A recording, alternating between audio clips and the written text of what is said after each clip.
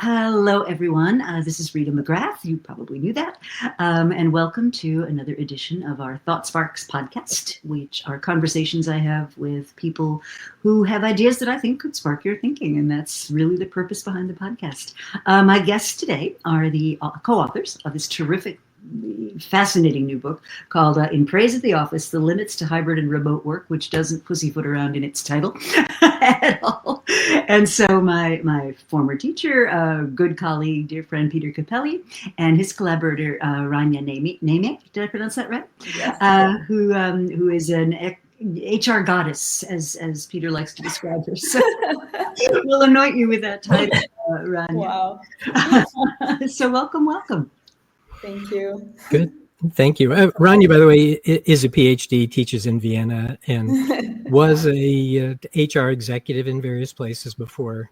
Now she's trying to be a Rita. Okay. I could probably give you tips on that if that's a wonderful. I'll definitely come back to you. So, okay, so return to office, work from home. Lately, we got work for many, right? Have you been following this trend of overemployment? Oh, have you heard about this? This is people having more than one job, more than one quote full-time job, which they can get away with because they're remote. And I read that the other day, and I was like, wow, I've not heard of that before. But apparently, it's more common than we think. There's even a Reddit thread dedicated to the people who do this, and then tips and tricks. And one tip was don't work for two companies in healthcare that use the same system at the same time, because they'll only allow one instance of you in the system, which I thought a bureaucratic system designed to support HIPAA laws or something would also blot out some of these other bad practices. Yeah, well, just to be clear for folks, that's patently illegal. So there's a common law requirement for employment called duty of loyalty, which means that you can't do that. Everybody who's doing it, if your employer could whack you if they wanted to, right? Not just fire you, right? So anyway, so there's this whole swirl of questions about what is work, where does it get done, how does it get done, and Peter, you and I have been talking about this for some time, because your previous book really tried to expose some of the earliest research, which was of any quality at all, kind of trying to get at the heart of those questions. And this is one of those issues that's very emotional for a lot of people, right? The work from home thing just took off. But I thought perhaps start with why this book, why now? And then how did we kind of get to where we are with all this? Well, let me take a stab, and then Ranya can clean up whatever I afterwards. So I had written a book about this earlier, on the very beginning of the pandemic, partly because we just didn't seem to know anything, or didn't appear that we knew anything about the remote world we were moving into. But in fact, it had been studied since the 1970s, not in a huge way, but a fair number of studies. And in those days, the situation was different. It was individual, actually kind of more like it is today. It was individuals who were choosing to work remotely, but most of their colleagues were in the office. And all that evidence basically said it was really bad for people who were the ones who were remote. Their organization commitment was lower, their job satisfaction was worse, their social isolation was greater, their promotion prospects deteriorated. I mean, everything was bad except their life outside of work, which was presumably better. I think the story now, just to back up for people a little bit, our memories are so short on this, but just to pause for a second, do you remember wiping down your groceries when you got them, picked them up, when we thought we were going to die? If you were in a city, as I kind of was for a while, and you walked down the street and somebody else was on the same side of the street, they would cross the street to get away from each other. We thought we could die, right? And so people were really grateful to have the opportunity to work remotely. Not just because you wouldn't get sick, but otherwise you wouldn't have a job, right? So people really pitched in. Employers asked employees for help. And, we kept the wheels rolling. The expectations were low, and I think we were all surprised it worked as well as it did. Now, how much of that was because people felt like this was a crisis, we have to get through it. It's not so clear.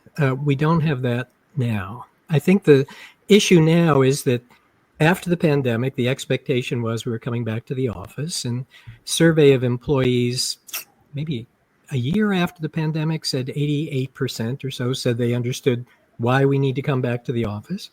But then employers didn't say anything for the next 2 years or so. Except for like Goldman Sachs and people like that. Yeah. But they, more or less didn't say, okay, we're still coming back. And so now it's understandable it's a problem from the employee's perspective, because it's the new normal. We've had this for a while. What's the problem? The problem is two steps. One problem is things clearer now for employers about what has not been working so well. Not impossible, but just not so well. And a lot of that also is true for hybrid. In fact, we're mainly talking about hybrid. Almost very few companies are truly remote, and almost none went from being in the office to permanently remote. So a lot of things are just not working so well. It's all within the employer's side to try to improve them, but they haven't done it. So that's the issue now. We've been in this long enough, we can kind of tell. Now the employers are starting to see things they don't like. And so this is the reason why we're telling this story from the employer's perspective. I think we all get the employee's perspective. But there is one thing about the employee perspective is worth pointing out. And then I'll stop and turn over to Ranya here for a minute. And that is the generational issue here. Everybody who is arguing about how great it is to be remote, for the most part, are experienced people who were brought up in an office context. And who have networks. About office work by being with other people and being in the office. They don't need it. Right behind us is a generation that has not been in the office. And if we continue on with hybrid and remote in various ways, they will never have that experience. And it's quite a different story if you're the employer to have to worry about that next generation, and not just the people who are now senior and eventually will leave, right? Who think this is fine, what's the problem? People coming in, very different story, right? Mm-hmm. Well, and one of the studies that you cite, which I found to be really, really interesting, was the one that was done of computer programmers before and after they went remote. Yeah. And what I found fascinating about that study was it kind of supported both sides of the argument. For the senior people, it was awesome. I was more productive. I was doing all this stuff. It was great. And yes, two thumbs up. And for the junior people, it was, well, wait a minute. Where's my feedback? Where's my mentoring? I'm not getting brought along the way that I should. And what I found fascinating was what was great for the senior people from a sheer individual point of view was probably not so great for the company. Right. From a building a sense of community, planting the seeds for the future point of view. I think the point that you just made. Yeah, and just to highlight the part of that story is that when the senior people were together with the other folks, they were spending more time giving them feedback on their own problems. So they were helping them learn and develop and helping the organization. When they were not together, they were just doing their own individual KPIs, and that is another issue that we highlight and point out. So, sorry, Ranya, did I say everything there that you wanted to say? No, I mean, you've covered everything, but maybe just to mention that we saw in the last years so much one-sided narrative of this topic, and that's why we also thought, to examine what are the challenges of remote and hybrid, because it was being less tackled than just the notion that remote good, office bad. So we thought we would really contribute to that, to find out about that narrative and really investigate it. Yeah. So there is, and Rita knows this, but there's 100 years of research since the Western Electric studies in the 1930s showing that interactions matter, right? People do care about being with their peers, the social context of that. It provides opportunities for learning and just all kinds of things that we know matter. And to say, all that was wrong is such a leap of faith, right? That it's just hard to sustain. Mm-hmm. I absolutely agree. So kind of how we got here. And I think it's useful for people because there's a whole generation of people who don't remember like when an office was a place that had physical assets that you had to be able to access to do your work. Like there was no such thing as a laptop computer. We did not have the internet. I remember my dad, he would come home from work with a briefcase full of actual papers, and like the papers would have little memos on top of them, like, and they would have a checkbox, please recirculate, maybe discarded, please return to so-and-so. I mean, physical paper moved around this plant called an office. And if I go all the way back to the Allen studies, which I think were done in the 70s, right? And what Frank Allen, I think his name was, the MIT professor, what he was interested in understanding was, how does information flow around research organizations, this particular focus. And what he found was when people were co-located more than 60 feet apart, there was just like this catastrophic decline in the flow of rich information. And we seem to have completely forgotten that. Yes, we have. Although it's been replicated, there have been some studies now post remote work showing that people's networks have shrunk dramatically, even with the internet, right? So doesn't have to be physical so much, that they talk more to a small group of people and they talk less and less to people who are physically removed from them in the organization chart too. Rita, I just wanted to mention for our younger listeners that the inbox used to be a physical thing. It was on a desk. It was called the inbox, and there was an outbox underneath it. An inbox where things were dropped in. And now, it's hard to believe that that's true, right? But you're taking me back. Yeah, I have a plaque that used to sit on my desk at my first job. My name was Gunther then, and I've kept it just sort of out of a historical reminiscence. But I used to have a physical desk where I could be reliably found, and there used to be a phone on it. It had one of those cords, and if someone wanted to get a hold of you, they would actually call you on that device. Yeah, and only on that device. Right? Well, and people, I've had people to say to me today, well, that's so rude. And I'm like, what do you know? Well, how do they know it's a good time? I said, they don't. This is why answering machines were invented, It's a big change. So we first started to have large-scale offices, and you point out in the book, you had time and motion studies trying to bring to office work the same kind of productivity improvement that we brought to manufacturing. Science. And that went on for a while, and then we started to see offices as places of innovation, creativity, and different things were going on. But at the same time, you had pressure on the cost of physical real estate, and so you saw the invention of cubicles first. So you eliminated offices with doors, which a lot of people didn't like at all. Then you had cubicles, or God forbid, long tables, or worst of all, hot desking, where you had to pack up your stuff at the end of every day, and who knew where you'd be the next day. And maybe walk us through some of the implications of those arrangements. Well, just maybe a little bit more on the stories about that. There was a thing in the corporate world where people would compare their status by counting office tiles. Oh, wow. And yes. What office tiles meant that your ceilings were always these drop ceilings with kind of acoustical tiles that were 1 foot square. And you could count the number of tiles. And the expectation was if you got promoted, you were getting more office tiles. You're going to get a bigger office. Right? There was this great experiment run by the Chait advertising agency in New York, where for reasons of innovation and creativity, they thought, we're going to break out of the standard desk and we're going to get rid of desks. We're going to get rid of permanent office space. And you don't have to be here. You just go wherever you feel like working. And it was a complete disaster for all kinds of reasons. Now, you might say it wouldn't have been a disaster if they had had laptops and other sorts of things, but they didn't. And the idea of sharing space didn't work well. Sharing resources didn't work well. And maybe they did have laptops then because there were computers that you had to check out and people started to hoard them. They didn't have file spaces, so people were using the trunk of their car for their files. All kinds of weird stuff. But you're right. There is historically, through the 1970s probably, there's a whole field of organization development, right? And that field was all about how do we make situations and contexts such that people will be more productive.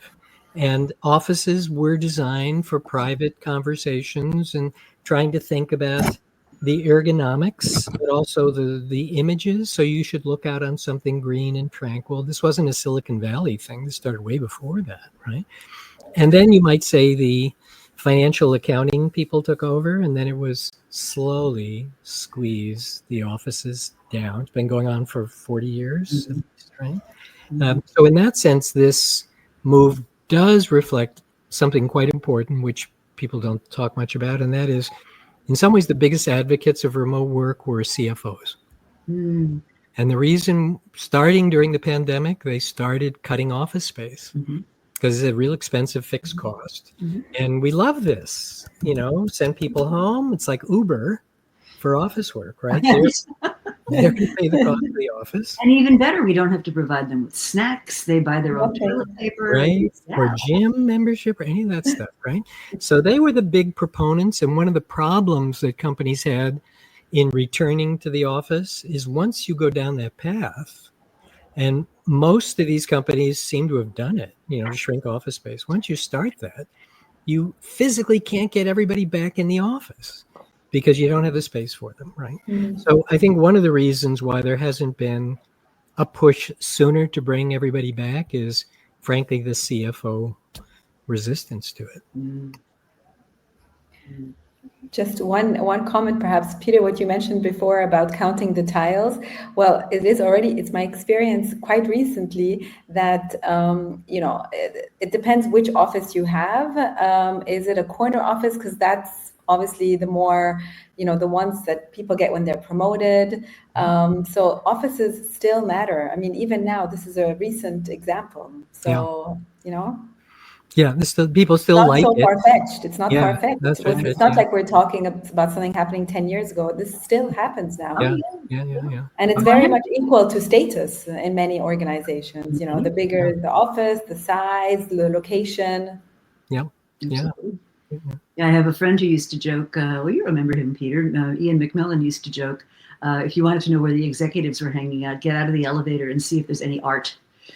Oh, they hang out now. Oh, I see. Yeah. Well, and that is something that got cut, right? The art got cut. I remember some of the New York corporate C-suite level. When you got off the elevator, the thing you noticed, it was hushed. Yes. Oh, yes. And thick carpet and art everywhere and not a sound. I actually had a friend whose job was curating art for corporate offices. I should look her up and find out what happened to her. Well, so you could imagine that there was something on the cost-cutting side, probably, to that, But now the problem is, now that a lot of employers have said, okay, we want to bring people back, now they got a problem because now they have a fight with the CFO to say, what you mean we're going to go back and take on more office space? Then nobody's doing that. You got this problem. So one of the solutions, which from the story to all of this is about, and things got worse for employees, was to create open offices. And that means we get rid of cubicles, forget offices, and we're going to jam you together in desks. And why do we do that? It was not for collaboration, because there's less collaboration, right? Because you don't want to disturb the people around you by talking. You come in with your headphones on. You come in with your headphones, right? But you can jam more people into smaller space. So that's why that has happened. And people hate it, right? But that is one of the consequences now, often, of bringing people back in a smaller office space. How are you going to do it? You jam them together more. And you can see why people don't want to come back to the office. Part of it is, I'm not coming back to the same office I left. Right? That's true. I'm now coming back to squeezy, and even with hybrid hoteling, and it's just different and not so pleasant. Very much so. Very much so. So we get to this place where we all went home. Now people are starting to feel the effects of things are just, as Alan would have predicted, information is just not being shared the way that it once was. And now employers are trying to figure out what to do about it. And I guess part of what I really took away from the book was that if you're an individual contributor, right, a pure individual contributor, where you are you talk about patent attorneys looking at patent documents or travel agents, right? Where your work is not really affected by what anybody else does. There's no social effect to it. That being remote is fine. You can do that. Yep.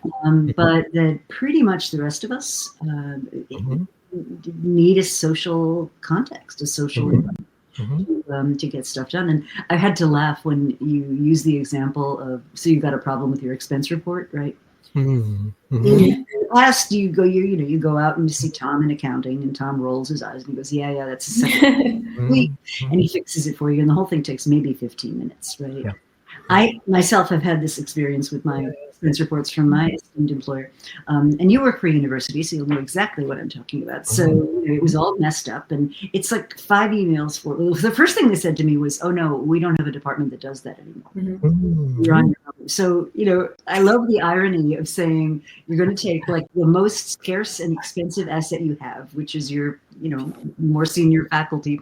And now we're going to be sitting there figuring out what does expense code 2.07 mean for this particular $42.76 reimbursement. It's just absurd, right? Anyway, and it might take hours to resolve. It might take hours. Oh, and it gets nastier. It gets nastier, right? Yeah, because you get angry with each other and. Well, yeah, I'll tell you where it finally got to. This happened to be for a client that we were servicing in California. And, I was getting this whole, oh, no, we don't have anybody to help you with that. That's all on you. And reimbursements. And I finally said, well, if that's going to be the case, I won't be able to clear my way to California to do this thing in California. And it turned out that resources could be freed under those circumstances. Oh, yeah, sure. Well, you think about this, too, with shared services, always been a bit of an issue, but we moved to shared services and remote. And, we were having a problem earlier, as we often do with IT issues with remote work, which is something we downplay, but it continues to happen. And, doing a podcast like we're doing now, and suddenly there's a problem, and you quickly ping your IT help, and you get in a queue. And, you basically are just sending a ping, and then you get back a reply in a couple of days. That says, just want to see if you're still having your problem. Well, no. That doesn't mean it was okay. But that's part of the problem. You don't get quick answers anymore. Things escalate. And a lot of information sharing just doesn't happen, but especially with new hires, right? So, we wrote this book for the employer side, and we're trying to get their attention because they have all the marbles and they're the ones that can make things happen or not. But an easy way to see this, at least when we talk to people, they might say, new hires are lost maybe 3 months longer than they were in the past. So say it's 3 months longer, right? But you've got, average job tenure, at least in the US, is 4 years. So average turnover in an organization, about 30%. But let's say it's half that for typical company. Folks listening here are 10%, right? 10% of your workforce every year is going to be new. That 10% of your workforce is going to be unproductive for 3 additional months now. Okay, what's that worth to you? That's a big number, right? And are we going to do something about it? And, right now, I think one of the things that motivated our book is this is a big problem, and you ought to get their attention and say, do something about this. There are things, the book is largely about you could do something about this. Yeah. It doesn't mean everybody's got to go back to the office, but you do have to manage differently. Yeah. Well, and there are a few companies that have committed to truly remote work. I'm thinking of Automatic would be one. Yeah. But they have a system for it. Yes, exactly. It's a multi-level, they train people in it. They have a system for it. They hold people accountable. And then they clear a month on people's calendars every year where they do meet in person. And they've actually tracked people by networks, like who needs to know who and who needs it. They've been incredibly intentional about it. But I would say absolutely. Yeah. It is worth noting that I don't think I've heard of a company that was regular in the office of any size and then decided to go remote. The lists I've seen, they're almost all tech companies and they almost all started remote. But you're right, they've got rule books and things about how you have to be transparent and everything has to be documented.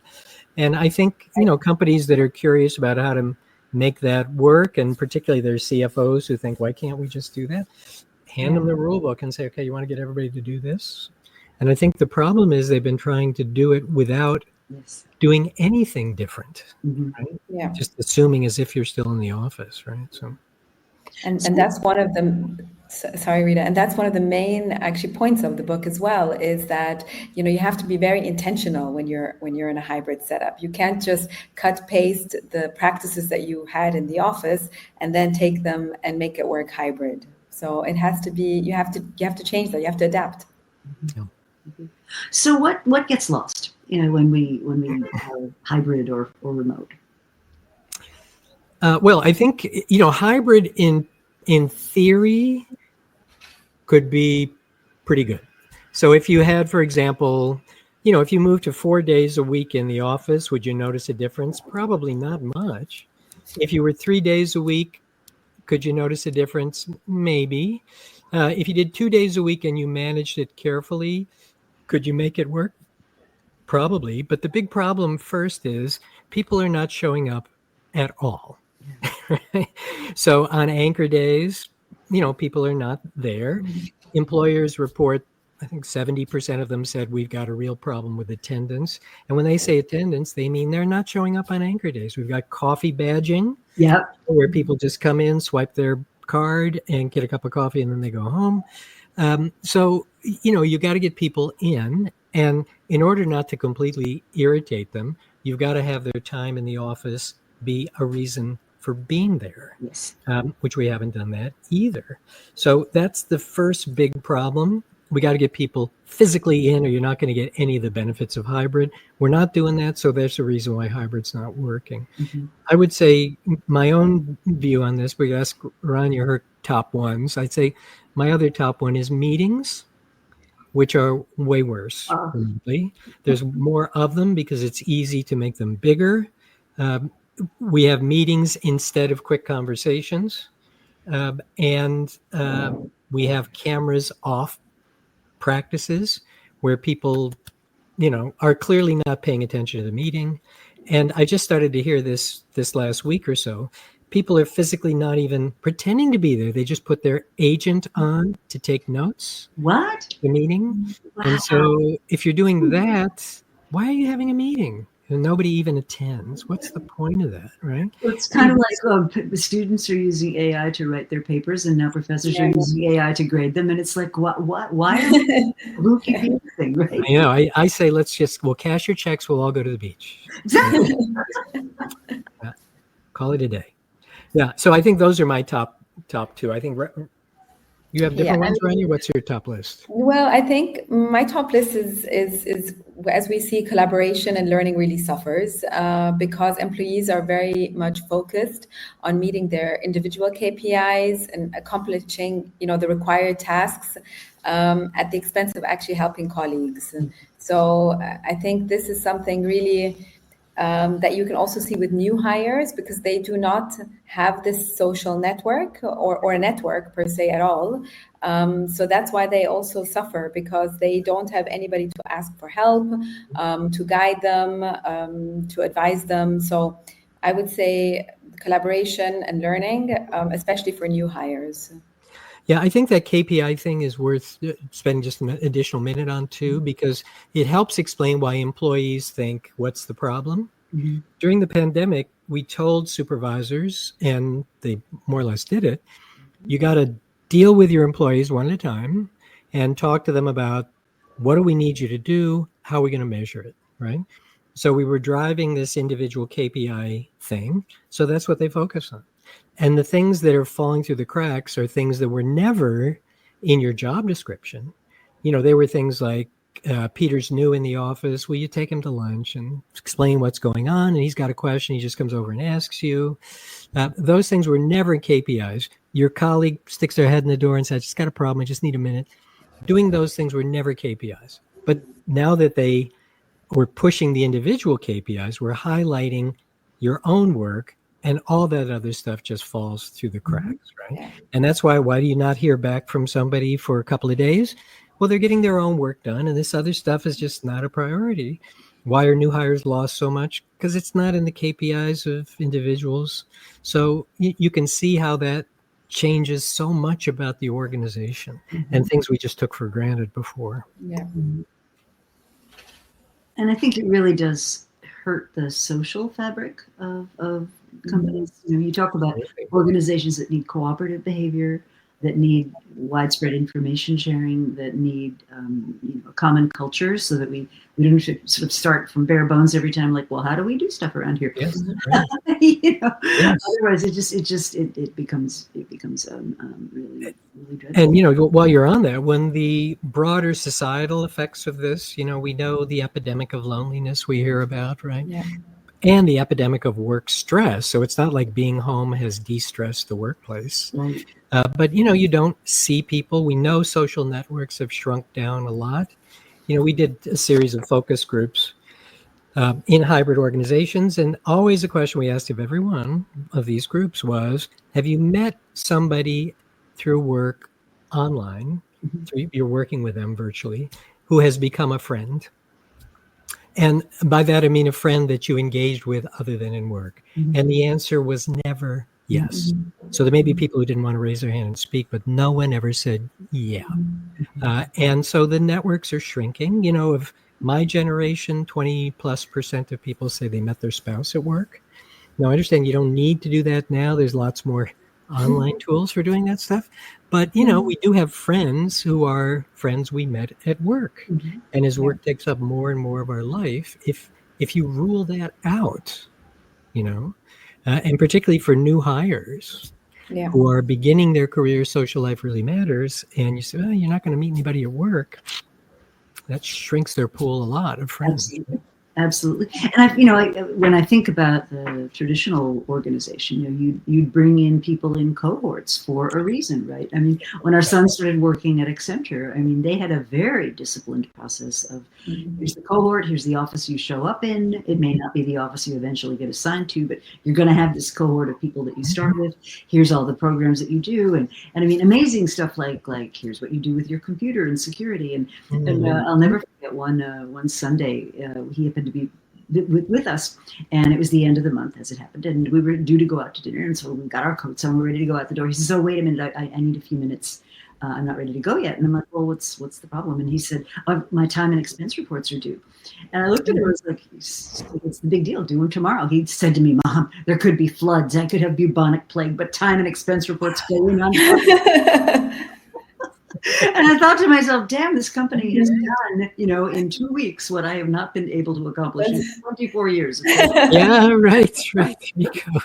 Well, I think one of the things that has changed, a slight non sequitur, is that the consulting companies and the accounting firms are now among the best managed places. Yeah. And I think the reason is because they can see the adverse consequences with new hires if they're lost, right? Oh, interesting. Because you think about how they make money, they're paying these folks $100 an hour, but they're billing their time at $200 an hour. So you got to get them valuable really quickly, or you're losing money, right?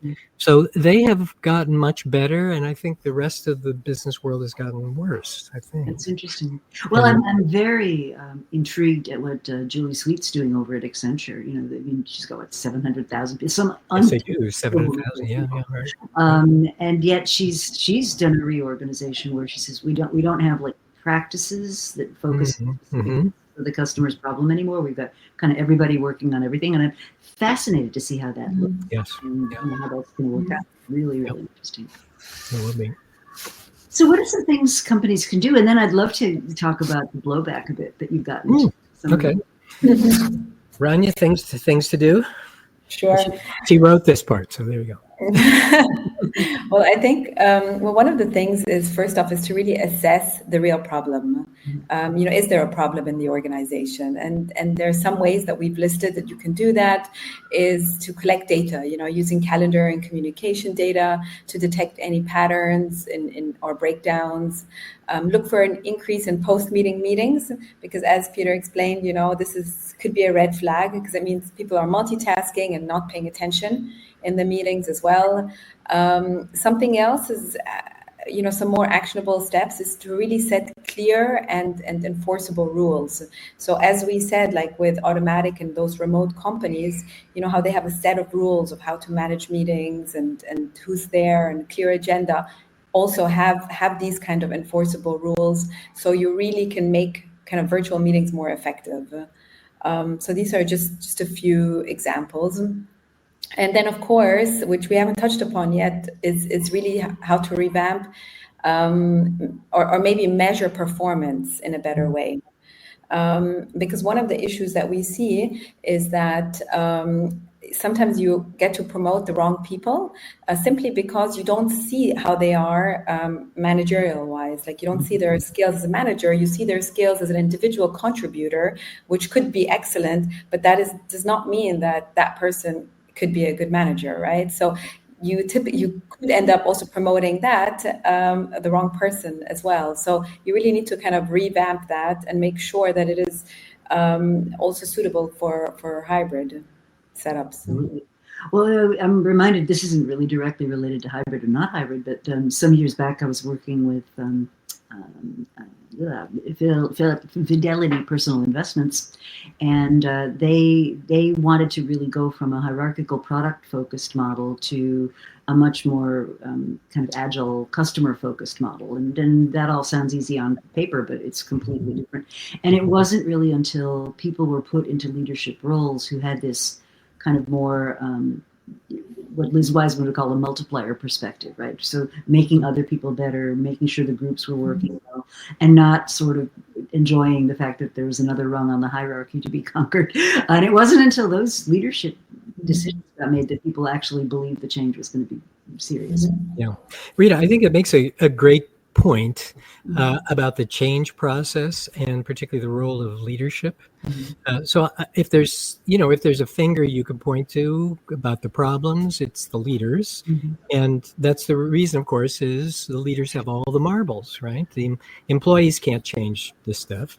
It has to be the leadership. And I think they have not recognized what a huge organizational change issue it would be to bring your employees back. You told them that things were kind of going well, and then you haven't told them anything for a couple of years. Right. In fact, you've often told people things that you're now walking back, like the Silicon Valley companies are walking back all those live anywhere stuff, and if you want that to happen, you've got to have a change management process. And it can't be just telling people we feel we work better together. Right. They all start with the burning platform ideas John Cotter explained decades ago now. And that is what is the reason for this? And it's got to be something you can really demonstrate with some evidence, right? So I think that we've failed in that respect. Not just to manage the change process, but to do the things like make it interesting to be back in the office and make it useful when you are in, if you're going to have anchor days, to be here rather than coming and do the same stuff you could have done at home, right? Exactly. That's just going to irritate people. Yeah, absolutely. And I think the other thing that I think leaders face is a huge symbolic disconnect between what they're prepared to do and what they're asking their people to do. I guess an example of this, and I don't have any personal relationship with him, but the CEO of was it Chipotle or Starbucks? One of them. Yeah. He was at Chipotle, and then he went to Starbucks. That's right. That's what it was. Those two companies were that's exactly right. So when he was hired as a recruitment thing, right, the big brass making the offer said, "Oh, no worries, we'll commute you from your home in California using a private corporate jet to come to headquarters." And then he goes and tells the people, "Oh, I want everybody back in the office." Well, if you're an employee and you look at that, that's a head scratcher. It's like, It's okay for you to commute 1,000 miles a day. It's not okay for me. And isn't the other head scratcher, how could the board and the people running that organization not know how terrible that would look?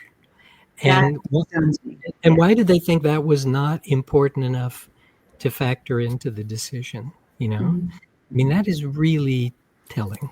That's a terrible story, right? Yeah. Well, I mean, for all I know, he's a great guy and a visionary manager and everything else, but I don't think you can run a company by remote control. I just don't think you can do that. No. And why start out by putting a bullet in your foot, right? Right. Tie your hands behind your back, right? Right. And employees really need role models. So you cannot tell them one thing and then do something different, because they will also not trust that company anymore. Well, something that, Don Hembrick and I used to talk about a lot is the power of executive symbolism. If you think about it, everything you do has a substance of what it actually is. So what is remote work? Well, it's picking up your laptop and going somewhere. And then it's got the meaning that gets made around it. And I think a lot of what happens when you're together in an organization, there's a lot of meaning creation, which is a lot of symbolism. Should be. Sitting next to who in the cafeteria, who didn't show up at the thing, who contributed to the employee volunteer day, who didn't make it to the do-gooder march. All that stuff is human beings are constantly sort of sniffing each other for signals. There's a great example from it was the president of PwC in the UK that during the pandemic, maybe right afterwards, they were remote, and he said the big thing he missed was people who would grab him in the hall and pass along a piece of information. And it's the kind of information that you would pass on is not what you would put in a memo, right? Yeah. And nor is it what you could call up the assistant and say, I want to get on his calendar for 15 minutes. You're going to get on the calendar of the CEO? No, you're not, right? But a lot of really useful stuff just got passed along that way, and that all stopped. Well, and you make a point in the book that Zoom meetings, useful and productive as they can be, all that little chit chat before the meeting, the kind of social stuff that happens after the meeting, Zoom goes on, we start, and we stop, Zoom goes off, end of discussion. And certainly I notice it, the things clients or people will tell me kind of one-on-one, or, George is kind of a hardball on that issue, or somebody else likes to call himself a provocateur, don't let that throw you. That doesn't go, you're right, it doesn't go in a memo, it doesn't go in an email. You probably don't want HR dropping in on that. Anyway, it's vital information for human communication. Yeah. And if think about a new hire, how important it is to know all that, right? So this person will bite your head off, but they don't mean it, and this person does mean it, Getting that roadmap, as you say, not written down anywhere. No, and don't ever get in the elevator alone with, vitally important information, right? Yes, really important, right? So let's talk about some of the resistance that you've gotten, some of the blowback. So just for those of you who are just joining us, I'm here with Peter Capelli and Ranya Nehmeh talking about their terrific co-authored book, In Praise of the Office, which basically says, there are limits to the benefits of hybrid and remote work that we need to be thinking about if we're thinking about how to make organizations productive and help people in them flourish.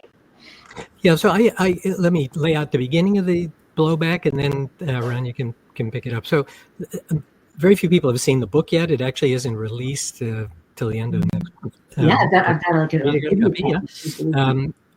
so we had a Harvard Business Review article, right, that came out a month or so ago, and folks may not know that HBR editors pick the titles, not us. And the title, the last title, I just was looking through our text. You could see the previous iterations, and the penultimate text, the title was Why Hybrid is Not Working Well. And they cut the well off. Boom. So it says why hybrid is not working. And I think we believe almost all the blowback is the title. They probably didn't get around to reading the whole article. Yeah, they didn't read the article, right? No, the article too long. Didn't read too long. Yeah, I know, too long, right? Like undergraduates, right? We have to read the whole thing. So, the article itself is much like the book, and it's mainly making the argument about what you have to do to make hybrid work well. And why it's not working well. A lot of that is attendance and meetings, and then all the things we described about onboarding, all those things, right? So I think that was the blowback. That has been the blowback. It's people who, employees, for sure, who want to keep their hybrid arrangements and don't want any resistance to it. And again, we're not opposed to hybrid. We are opposed to the idea that there is nothing to in-person connections, right? And I think, the evidence, which is quite limited, about individual jobs in single companies that went to fully remote for individual contributors and that it worked fine for those people, doesn't say much of anything about what's going to happen in a typical office, right? And so we were trying to pull together evidence from all over the place, showing, that there are some real consequences to this. So I don't think we don't think the book is, of course we wouldn't, is particularly biased in one way or the other, but we do understand that it threatens people who love what they've got, and are afraid that it might be taken away, and so don't want anything said that might be used by people who want to take it away. I think also the title of the book is probably more controversial than the actual what we've written in it, because it's very balanced. But the title, I think, throws people, because they assume that we are saying everybody come back to the office. Right. Yeah, which is not what we say. Yeah. So there is, Rita, you probably appreciate this kind of stakeholder view of this. The quirky thing, it just struck me the other day about this, is the strange kind of bedfellows on either side. So on the side of pro-remote, leading the pack are CFOs, which you never would have thought, right? That is interesting. They're not pro-employee, right? And, of course, employees who are experienced, not the new hires, but those who are experienced, right? Those are leading the pack. On the return to the office, or be in the office side, you've got one group of business people on the other side of the CFOs, and they're a group that feels you have to watch people or they're going to goof off, right? They're very conservative, theory X sort of people, right? But then there's also people in the field of management who know that human interaction matters, which is really kind of the story we're making, right? So you've got, a group that's kind of progressive, you might think of in pro-employee on both sides of the issue. And you've got a group that is pro-employer in business, serious, hardcore business, also on both sides of the issue. And so the push and pull that we're seeing now, I think, is partly driven by the employees now having a little less power because the labor market has slacked a bit, but also the pushback on that is the CFO side that's saying, we don't want you to have to add office space to bring these people back, So it is a weird kind of political story, stakeholders shifting their positions a little bit that's causing us to go from one direction to the other a little bit, right? Interesting. Well, sorry, go ahead. And also a very touchy topic, because again, people think that this is about them. It becomes something that personal. When you have, very personal, like when nobody wants it to be taken away from them. And that's why it's really important to separate beliefs from the data. So. And also, the idea that this does not mean that you can't have hybrid. It does mean that companies, employers have to take it more seriously, and they can't manage as if you were still in the office, which is really what is happening, right? I think one other quick part of that is mistake companies have made is they effectively just decentralized everything down to the local level. So they said, let local managers make the decisions about anchor days and when you have to be in, and meetings and, norms on Zoom calls. What that does, though, when you push it down to the team level, it makes the local supervisor the bad guy. And they look around and nobody else is enforcing these rules. And you try to enforce them, employees go, hey, boss, everybody else gets to come in on the day they want. They get no benefits as supervisor for being tough, and they get a lot of problems. So they all fold, right? And that's kind of what's happened. I'm sure people at the top kind of think that people are showing up on or were thinking that people were largely following the rules. part of what has also happened, though, that's changed the dynamics, you see this with Jamie Dimon in particular, right, is that they have started to realize that people are actually not there on these anchor days, and they're irritated about it, and, understandably. But they should also ask, why is it that we have this rule that nobody's been following? How did that happen, right? How'd that happen? Yeah. Well, and this kind of mass resistance. And I think it's interesting the way that it's being framed, right?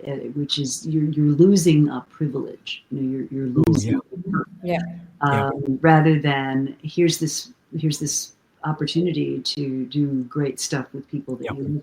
And I think two examples that come to my mind of companies that to me have kind of gotten it right would be Netflix. And Reed Hastings was very famous for saying, "Oh, I can't wait till we can all be back in the office." And people sort of had the blowback with him, and they said, "Oh, what are you, some kind of antediluvian?" He said, "No, Netflix from its founding has always said, wherever you do your best work."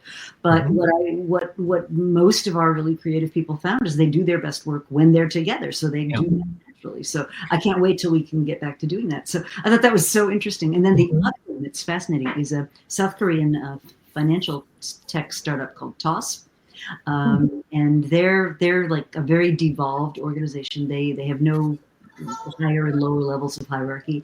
They have what they call directly responsible individuals, and they have kind of circles of these people. And during the pandemic, the Korean government, like governments all over the world, said, shut offices down, don't bring people together, no public gatherings, la la la la la. And so there was a whole group of these TOS employees who were like, well, if we can't meet in the office, we'll exercise safety precautions, and we'll just hire hotel rooms and we'll meet there. Wow. Oh, wow. Okay. When we found out about it, they were like, well, look, if we can't stop you from meeting, unlock the doors and don't tell the government, I guess. But what struck me about that story was these folks were so clear that their work they were trying to get accomplished could only be done when they were physically together, that they would actually defy that order to stay home in order to make that happen. And I don't think very many companies have that level of passion around that. Yeah. Although, it is interesting, though. So Ranya is based in Vienna, although is in Lebanon at the moment. But around you, everybody's sort of back to the office, right? So here's a hard question. I should have preempted on this one. Why do you think that is? Why do you think in the EU generally people are largely back to the office? And I would have thought, workers have power in the EU. They'll stay home. They'll make this happen. But do you have a sense of why everybody went back to the office there? I mean, I think in the UK it's a bit different because it's a little different. Yeah, but otherwise, I just think employees just don't have that much power. Actually, I think just the employers said they need them back, and here they are. They came back. I don't think it's But they came back pretty early, I guess. They didn't. There wasn't this long period. Pretty early, no, Yeah. and that's why maybe because they didn't really have that time, like in a lot of American companies, which is like still 5 years on. People have moved location; they don't live anywhere close to the office.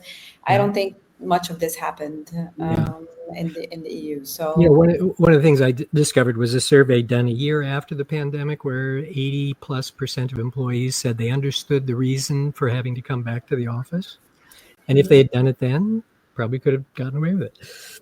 You wait a few years, it's the new normal. And as Ranya says, a lot of people have invested in the arrangements. Oh, yeah. And now you're going to yank it out from under them and not explain why, How many people do you know bought houses, retrofitted, the backyard shed is now a home office. I mean, people have truly, people took it seriously when they heard this. Yeah, and just also, to be... Go ahead, Brenda. Oh, sorry. Just one more thing is that there was a study actually from Gallup from 2023, which shared that 12% of employees actually said that hybrid was not working properly in their organizations. So this is really, this is a huge number, and it does show, yes, employees do like hybrid. It is their preferred option, but they do recognize that there are issues with it. So I think that there are some things that we are saying in the book that will bite on some employees, right? And one is the idea that you could relocate yourself to Aspen, and your company is going to be in Philadelphia, and you have anchor days you got to show up on. that is a real problem for those folks. If you're not an individual contributor, though, I think you really have to say, well, this just hard for this to work for the organization.